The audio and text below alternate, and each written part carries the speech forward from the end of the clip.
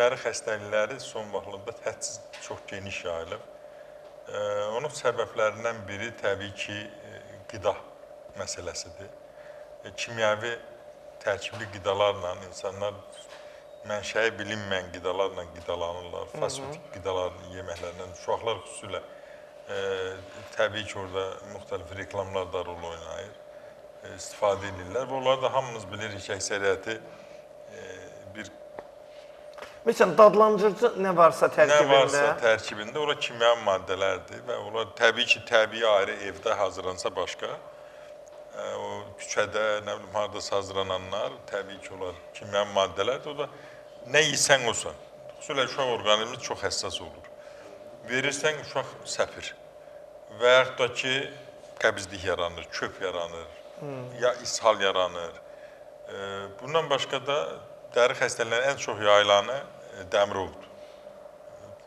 Çox miqdarda növləri var dəmirovun. Ondan sonra ekzemadır və yaxud göbələkdir. Müxtəlif insanlar, məsələn, element çatışma, vitamin çatışmaması nəticəsində yaranan səpkilərdir. Bir də gənclik sızaqlarıdır. Gənclik sızaqları o keçicidir təbii ki. Bəzən orada uşaqların səhvi nə olur? Həmin sızaqları basıb çıxardırlar. Ömrü üzündə ləkə qalır onun. Heç vaxtı üzdə olan sızağı fiziki yolla basıb çıxartmaq olmaz. Və o dəri xəstəliklərinin müalicəsində də zəli ilə müalicə möhtəşəmdir. Çox gözəl effekt verir və dərini gül kimi təmizləyir. Ondan başqa da təbii ki, bizim xeyli dərəcədə insanlarımızı narahat edən xəstəliklərin içərisində bu dəridə allergik, qidaya qarşı allergiyası olan adamlar var. Dəridə həssaslıq ola bilir. Bəzi adamlarda da günə qarşı olur tərənnə. Gün ləkələri, məsələn, günə çıxan kimi... Çox adamlarda, məsəl üçün, adi balaca bir bu fəsildə günəş olan kimi sifət tamam dəyişilir, qaralır. Sifət dəyişir, dəridə səpkilər əmələ gəlir. Tək dəridə yox, gözdə konjüktivit olur, deyir, gözüm elə bil qum da olur, doktor. Gözüm yaşarır, baxa bilmirəm.